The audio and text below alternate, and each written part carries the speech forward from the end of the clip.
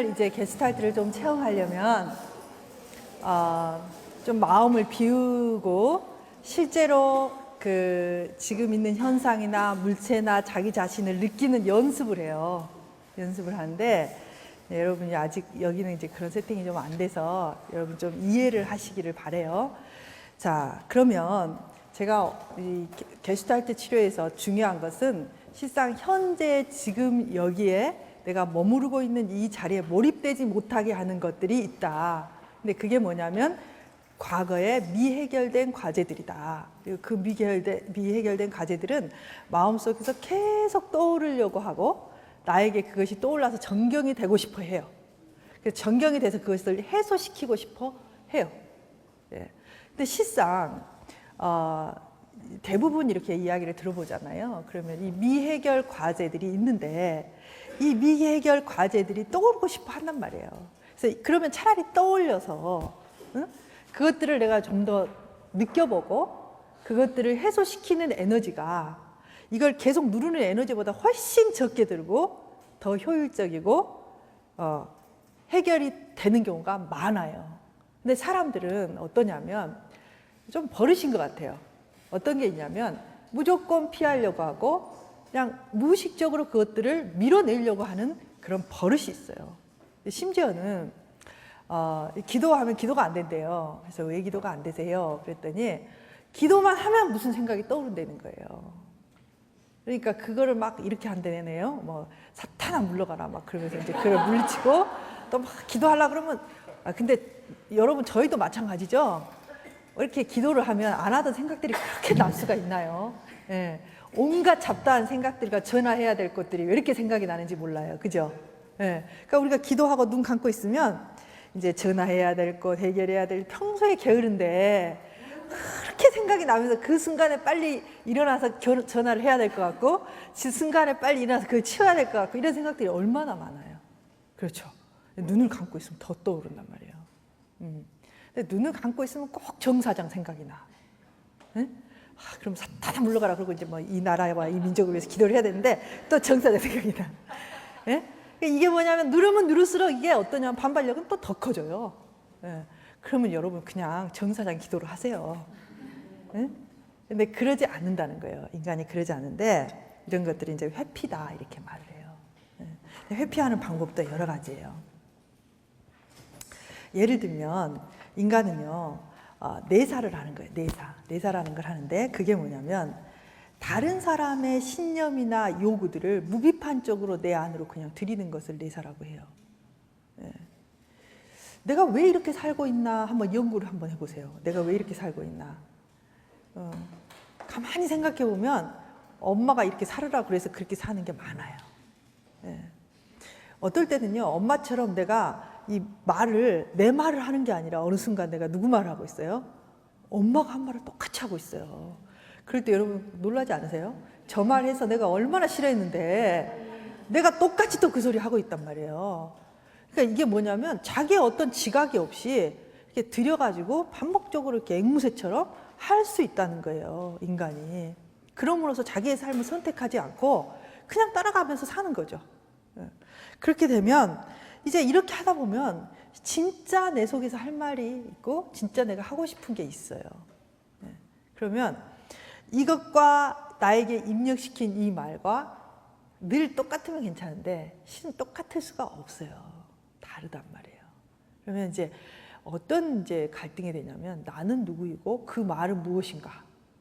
내가 분명히 했는데 왜 이런 말이 내 입에서 나오지? 내가 이거 싫어하는 말인데 나는 이거 별로 하고 싶지 않은데 그렇게 하면 안 돼 라는 게 내 마음속에 있어서 실은 내가 가야 될 길을 못 가게 되는 경우도 많아요. 그러니까 그런 식으로 하면 게슈탈트가 의미가 없는 거죠.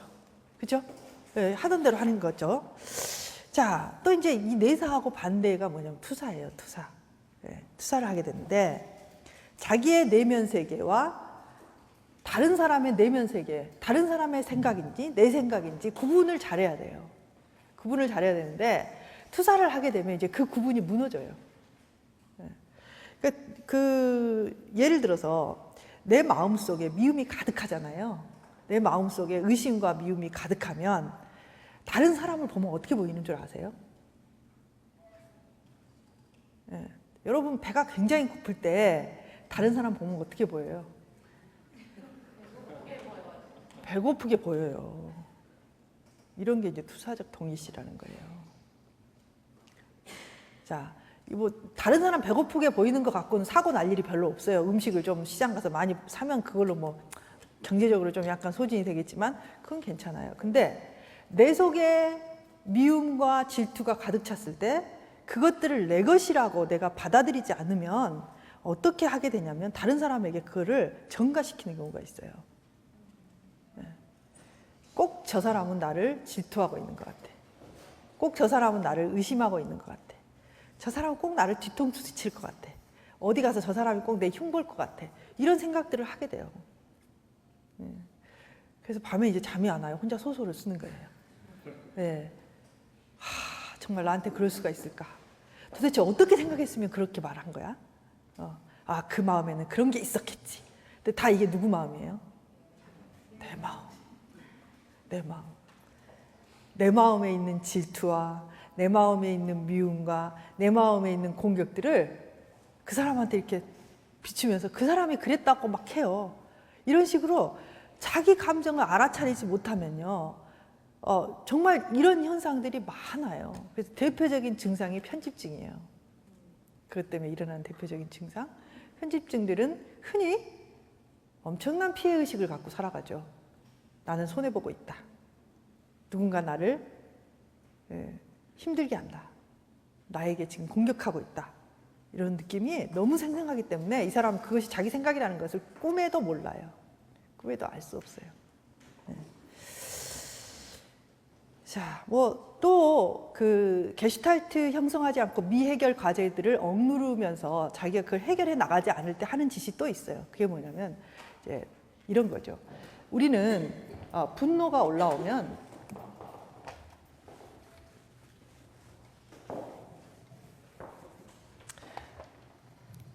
자, 분노하나요? 분노해요? 화날 때 있어요? 네, 화날 때 어떻게 하세요? 네. 누구한테 화를 내세요? 네? 나를 화내게 한 사람? 예. 그 나를 화내게 한 그 사람한테 화를 낼 수도 있죠. 또 누구한테 화내요? 우리 화나면? 나 자신에게. 또요, 누구한테 화내요? 남편한테 화내요. 또요? 이게 안 나오네. 애한테 화내잖아요, 여러분. 아이에게 안 내보셨어요? 네, 자수하세요. 안 내셨어요. 자, 분노는 그 사람 때문에 화가 났어요. 그 사람 때문에 화가 나서 이 사람에게 화가 났는데 이 사람이 보니까 세 보여. 내 말 잘못했다가는 이게 국물도 없겠어. 그러면 어떻게 하냐면 이 분노를 나에게 향하는 경우가 많아요. 또 때로는 남편이 좀 만만하면 남편에게 화를 내요. 근데 항상 만만한 대상은 누구냐면 아이들이에요. 집에 강아지가 있으면 강아지한테도 화를 내죠. 자, 이 분노라는 거는요, 에너지예요. 근데요, 이 분노를 누가 만드셨어요? 설마 하나님이 분노를 만들었겠어요? 그죠? 근데 하나님이 분노하는 기능을 인간에게 주셨어요. 왜 그랬을까요? 왜 하나님 도대체 이 골치 아픈 분노라는 걸 우리에게 줘서 어느 날 그 문제로 이렇게 몸부림치게 하시나요? 왜냐하면 인간이 자기를 보호해야 되고요. 악과 선과 정의와 부정을 알 수 있고 느낄 수 있고 거기에 대해서 대항할 수 있어야 되니까. 하나님도 분노하시거든요. 악에 대해서 분노하시잖아요. 우리도 분노해야 돼요. 우리의 죄에 대해서 분노해야 되고 악에 대해서 분노해야 되고 우리의 삶이나 우리의 교회를 파괴하는 어떤 행위에 대해서 분노해야 돼요. 분노가 없다면 독립운동도 없었을 거예요. 그죠? 분노는 쓸모 있어서 만들어진 거예요. 어찌됐든 분노가 일어난다는 것이 그것이 병리적으로 실상 거기에 분노하지 않아야 되는데 분노하는 경우도 있어요. 그러나 대부분 어떤 상황에서 분노를 하냐면 그 분노가 필요한 상황에서 분노해요. 예. 사람들이 나를 부당하게 공격할 때 여러분 화내야죠. 그죠? 그래서 어떻게 해야 되냐면 그 사람이 나를 부당하게 공격하는 것을 멈추게 해야 돼요. 자, 분노는 에너지예요. 이 에너지는 적절하게 쓰여져야 돼요. 이게 실은 굉장히 옳은 거란 말이에요. 여러분에게 일어나는 감정들은 다 에너지예요. 그 에너지는 다 쓸 데가 있어서 생기는 거예요. 예. 그래서 이 사람 때문에 화가 나면 이 사람하고 해결하라는 에너지가 나에서 분출되고 있는 거죠. 예. 그래서 가서 싸우라는 게 아니라 성숙하게 잘해야죠. 그죠? 내가 이것 때문에 참 힘들다. 또는 당신 이렇게 하면 내가 더 이상 이 부분은 참지 않겠다. 엄중하게 경고를 하든지 뭘 하든지 어쨌든 이 사람이 지금 나를 향해서 어떻게 하면 범죄하고 나를 악하게 취급하는 것으로부터 나를 보호하기 위해서 분노하게 돼 있어요. 예. 그래서 이 분노를 어떻게 할 것인가, 어떻게 표출할 것인가는 뭐 성령과 동행하면서 하나님과 동행하면서 결정해야 될 일이긴 하지만 결국 그것은 이 사람에게 그 에너지로서 표출되고 이 사람이 그 짓을 안 해야 돼요. 예. 근데 이 사람이 그 짓을 하든지 안 하든지 그건 이 사람에게 메인 일이고 일단 내 에너지는 어디다 써야 되냐면 이 문제에 그 사람에게 쓰는 게 가장 맞다는 거예요. 예. 자, 그런데 그러지 않고 환경을 조작하는데나 바꾸는데 이 에너지를 쓰지 않고 자기 자신에게 그것들을 쓰는 경우에 어떻게 돼요? 자기를 비난하고 자기를 공격하고 응? 너는 그러니까 쓸모없는 인간이야. 네가 어떻게 했길래 그렇게 그 사람들이 그랬겠어. 이런 식으로 자기를 비난하게 되면 이 사람은 굉장히 힘들어지죠. 자, 우울증의 가장 큰 원인 중에 하나가 이런 부분이에요. 네. 그래서 자기가 자기를 비난하고 자기를 공격해요. 네. 그런 것들. 자, 이것도 게슈탈트의 상황 속에서 적절하게 그것을 해소하지 못하고 그것들을 그냥 억누름으로써 생기는 부작용이 그런 작용이 되는 거죠. 자, 또 하나는요. 이 게슈탈트를 방해하고 회피하는 수단으로서 또 하나는 뭐가 있냐면 융합이라는 게 있어요. 융합. 융합이라는 게 있는데 그것은 자, 타인의 감정과 나의 감정이 아까 그 투사에서도 약간 그런 의미가 있었죠. 타인의 감정과 나의 감정이 별로 구분이 안 되는 거예요. 구분이. 네. 자, 그럴 수가 있나요? 마치 두 사람이 한 몸인 것처럼 같이 반응하는 그런 경우예요. 어떤 경우냐면 엄마가 화가 나면 자식은 그냥 화가 나는 거. 굉장히 반사적이죠. 그죠? 예. 우리 자식이 싫어하면 나도 싫어해. 그럴 수 있나요? 많이 그러죠. 예. 오늘 집에 있는데 아침에 옷을 얇게 입고 갔는데 날씨가 굉장히 추워요. 그럼 집에 따뜻한 바닥에 앉아있는 엄마가 어때요? 추워요. 추워요. 우리 아들 추울 것을 생각하면 내가 추워. 나는 하나도 안 추운데 나의 하나도 안 추운 게 느껴지는 게 아니라 밖에서 추운 우리 아들이 막 생생하게 느껴지면서 아이고 추워 어떡하냐 추워서 어떡하냐 추워서 어떡하냐 이런단 말이에요. 쉽게 말하면 그게 이제 융합이에요. 너는 의사가 돼야 된다. 그러면 아이는요 그래 나는 의사가 돼야지. 어렸을 때부터 그 꿈을 꾸게 돼요. 그래서 나중에는 어떻게 되냐면 내가 의사가 되고 싶었는지 안 되고 싶었는지 이게 아버지의 뜻인지 내 뜻인지를 모르게 돼요. 이런 게 융합이에요. 네. 자, 이런 것들이 대표적인 거예요. 어디까지가 나이고 어디까지가 타인인가. 네. 어디까지가 아버지의 생각이고 어디까지가 나의 생각인가. 이런 것이 없이 게슈탈트 자체가 미해결적인 자기의 어떤 감정들, 자기의 어떤 느낌, 욕구들은 이제 경계가 없어지는 거예요. 그래서 이제 보통 이런 분들한테 당신이 뭘 하고 싶으세요? 그러면 전혀 알아차리지를 못해요. 내가 뭘 하고 싶은지 무엇이 내가 좋아하는 건지를 전혀 모르는 경우가 종종 있어요. 예, 그런 것들. 그리고 이제 감정들을 느끼는 데 있어서 우리나라도 그렇죠. 남자가 울면 안 돼. 뭐 이런 것들. 그리고 감정을 표출하는 거에 대해서 그닥 이렇게 받아들이지 않게 되면 어떻게 되냐면 그 감정을 이렇게 안 느끼려고 할 뿐만 아니라 감정을 회피하게 돼요. 그러니까 그런 대표적인 경우는 어떤 거냐면 말의 내용인 즉슨 굉장히 힘든 내용이에요.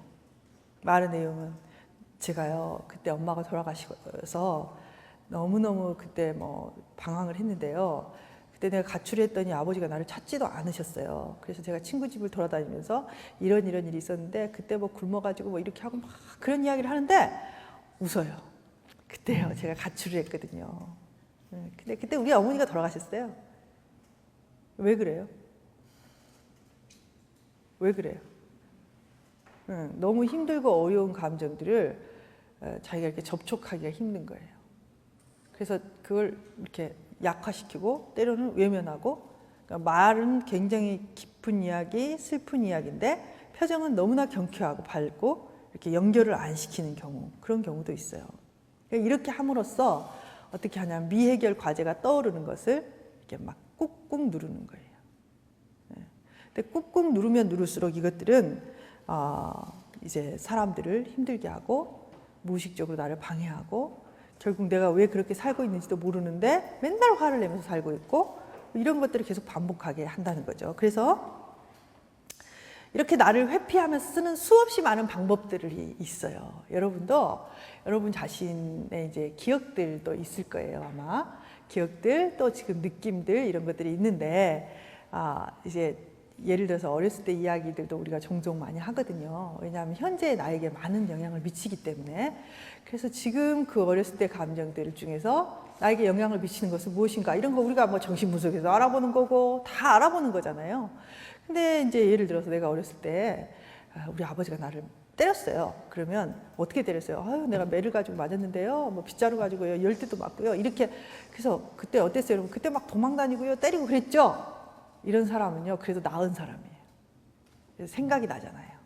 네? 그리고 막 분노도 해요. 세상에 어떻게 그렇게 때릴 수가 있어요? 다 큰 애를. 응? 화가 나 죽겠어요. 막 이렇게 하면 그 사람은 그래도 괜찮은 사람이에요. 근데 제가 어렸을 때 많이 맞았어요. 얼마나 많이 맞았어요? 이런 거 우리는 이제 좀 제 경험을 시키는 의미도 있고 실상 이 사람이 얼마나 힘든가를 알아보기 위해서 얼마나 맞았어요? 많이 맞았죠. 어쩌다가 많이 맞았어요? 그러면 아무 생각이 안 나요. 어떤 상황이었어요? 아무 생각이 안 나요. 어떻게 때렸어요? 모르겠어요. 아무 생각이 안 나요. 이건 정말 너무나 힘들기 때문에 이렇게 뚝 띄어서 버리는 거예요.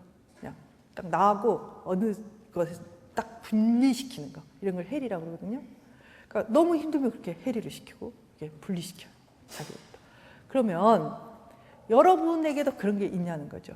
상담자가 할 일은 무엇이냐면 자신의 삶을 책임지고 성숙한 모습으로 자신의 삶을 살아가도록 도와줘야 되는데 이 사람이 자기 속에 이렇게 격리되어 있어서 자신의 것으로 인식되지 못하는 에너지나 감정들을 자꾸 자기를 끌고 다니는 거예요.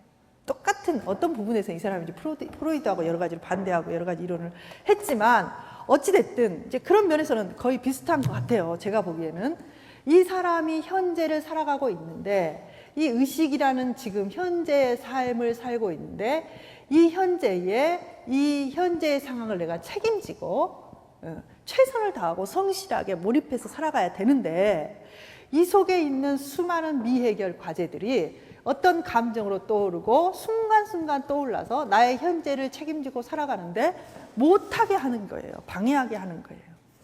네. 그런 것들을 그대로 놔두면 이것들은 계속 내 삶을 방해하는 거죠. 그리고 심지어는 이런 것들 때문에 핵심적인 이런 것들 때문에 자기 인생 전체 방향성이 그쪽으로 가고 있는 사람도 있어요. 많아요. 네. 어떤 분이 그런 말씀 하시더라고요. 자기는 정말로 일을 열심히 한대요. 너무너무 열심히 한대요. 물론 일을 열심히 해야죠. 그죠? 일을 너무나 열심히 하는데 상담을 받으면서 내가 왜 이 일을 열심히 하나를 비로소 생각을 해본 거예요. 네. 이제 그런 작업들, 여러분도 이제 그런 작업을 하실 거예요. 내면에서 이렇게 강의를 들으시면서 이제 생각해 보는 거예요. 지금까지는 내가 그냥 살았어요. 근데 그냥 살았지, 내가 이렇게 성실하고 열성적으로 사는 거야 이렇게 생각을 했지, 자기가 왜 이렇게 열심히 사는가 생각해 보지 않았다는 거예요. 그런데 생각을 해보니 이 자기의 상사가, 자기의 동료가 야, 너는 어쩜 이렇게 열심히 하냐, 정말 잘했다, 이 말을 해주잖아요. 그럼 이 사람이 더 미친 듯이 일을 하는 거예요. 집에도 안 들어가요. 그러니까 집에서 난리예요. 도대체 당신은 왜 이렇게 집에 안 들어오냐, 도대체 못 살겠다, 뭐 이런 아내도 있고, 어떤 경우에는 그냥 남자가 그렇게 열심히 일하나 보다 이렇게 생각하시는 분도 있어요. 근데 이분이 하시는 말씀이 참 가슴을 울렸어요. 뭐라 그러냐면, 내가 그 잘했다는 말에 끌려서 취해서 미친 듯이 일을 했다 이렇게 말을 해요. 근데 왜 그 사람이 그 잘했다는 말에 끌려서 그렇게 미친 듯이 일을 했나 봤더니, 이 사람이 어렸을 때 부모가 잘했다고 인정해 준 적이 없어요. 그러니까 그 상처가 있는 거죠. 인정을 마땅히 받아야 하고 사랑받아야 되는 때에 인정받지 못하고 사랑받지 못하고 위로받지 못했던 사람이, 그게 미해결 과제인 거예요. 나는 너무나 인정받고 싶어. 나는 잘했다고 말을 듣고 싶어. 근데 그걸 이 사람은 못 듣고 그게 해결되지 않는 과제로 남아 있었어요. 그런데 이 사람은 열심히 노력하고 뭔가를 했더니 상사가 뭐라 그러냐면, 아유 김 과장 너무 잘했다. 그럼 이 사람은요, 이 미해결 때 과제가 확 밀고 올라오면서 그 욕구가 막 만족이 되면서 이 감정들이 너무나 좋은 거예요. 그 사람 말이 거기에 취해서, 그 말 한마디에 취해서 미친 듯이 하는 거예요. 미친 듯이. 근데 이 사람이 미친 듯이 거기에 몰입돼서 일을 할 때 다른 인생의 부분들은 어떻게 돼요? 깨지고 있죠. 그죠? 깨지고 있죠. 근데 이 사람이 한 번이라도, 단 한 번이라도 멈추어 서서 내가 왜 이렇게 열심히 하는지를 생각을 했다면, 열심히 하는 거 좋은 거예요, 여러분. 뭐든지 열심히 하세요. 그러나 이것이 열심히의 도를 넘어서 내 삶의 다른 부분을 균열가게 하고 깨트릴 정도를 하고 있다면, 여러분은 멈추어 서서 생각해 봐야 돼요. 그게 무엇이 되었든지. 대부분 이런 것들이 나쁜 것이라면 사람들은 빨리 지각하게 돼요. 그런데 이게 좋은 것이라면, 이분처럼 열심히 성실하게 일하는 것, 그래서 승진하는 것, 그래서 사람들에게 잘했다고 칭찬받는 것이라면 더더욱이 이것이 문제라고 생각하기 힘들겠죠. 그렇죠? 예. 이 미해결된 것들이 이 사람을 끌고 가는 거예요. 인생을 살아가는데, 여러분 사람이 인생길이 한 번뿐이잖아요. 이 한 번 살아가는 길에 여러분 자신이 이 땅에서 해야 될 일이 있을 거라는 거죠. 그죠? 여러분이 이 땅에서 도대체 무엇을 하기 위해서 태어났을까? 하나님의 목적이 있어서 보내셨겠죠. 게슈탈트에서 똑같아요. 이 사람은 그 자아가 실현돼야 되는 목적이 있다는 거예요. 목표가 있고 그 스스로 그만이 해낼 수 있는 독특한 인간의 존재가 있다는 거죠. 근데 그 인간의 존재를 향해서, 내가 그 존재를 향해서 나가는 것이 내 인생이 돼야 돼요. 근데 만일에 내가 인정받는 것이 나를 이렇게 끌고 다닌다면 내 인생은 어떻게 될 것 같냐면, 갈지자가 될 수도 있어요. 죽을 때까지 여기에 못 이루고 인정과 인정의 징검다리를 건너 다니다가 끝이 될 수 있다. 자, 이렇게 무서운 게 무엇이냐면 이 사람 속에 있는 미해결된 과제라는 거예요. 여러분이 어렸을 때, 자랄 때 이런 미해결된 과제, 상처들이 여러분 안에 있다면 그것들은 여러분을 무의식적으로 끌고 다녀요. 알게 끌고 다니면 괜찮은데 이런 식으로 끌고 다닌단 말이에요. 그렇게 되면 이 사람은 일생을 굉장히 힘든 상황 속에서, 여러분 어떤 분은 그러시더라고요. 밥도 안 먹고 일을 한대요. 밥도 안 먹고. 뭐 잠을 안 자는 거, 집에 안 들어가는 거는 뭐 당연한 거고, 밥도 안 먹고 며칠씩 거의 안 먹고 일을 한대요. 무엇이 그 사람을, 여러분 다 이런 말도 있잖아요. 다 먹자고 하는 말입니다. 이런 말. 여러분 먹는 것도 중요하고 자는 것도 중요하고 다 중요한데, 이런 식으로까지 자기의 가정과 자기의 몸을 파괴할 정도로 끌고 다닌다면 그 사람이 성숙한 삶을 살기 힘들겠죠. 그죠? 예. 이것이 이렇게 미해결된 과제들이 나를 방해한다는 거예요.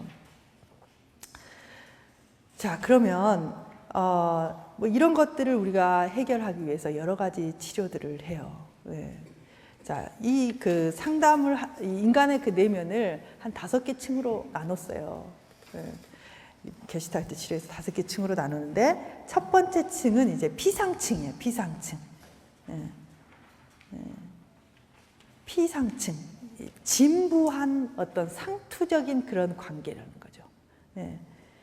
이 관계에서는요. 안녕하세요. 네, 안녕하세요. 아이고, 오늘 날씨 좋죠? 네, 좋네요. 어떻게 오시는 길은 괜찮으셨어요? 그러니까 이 피상층에서는 서로에게 어떤 관계냐면 굉장히 진부한 관계죠. 그래서 그렇게 하면서 내가 뭐 이렇게 해주세요, 저렇게 해주세요, 이렇게 했으면 좋겠네요. 그러면서 이제 삶을 자기 뜻대로 환경들이 이렇게 만들어 나가는 그런 상태. 그래서 실상 자신의 참된 모습을 나타내거나 그렇지 않는 상태가 있어요. 그래서 우리가 이런 피상층의 상태에서는요, 일단 이 사람이 피상적인 존재로서 이렇게 기능하고 있을 때는 자기 접촉도 안 될 뿐만 아니라 타인과의 접촉도 안 되죠.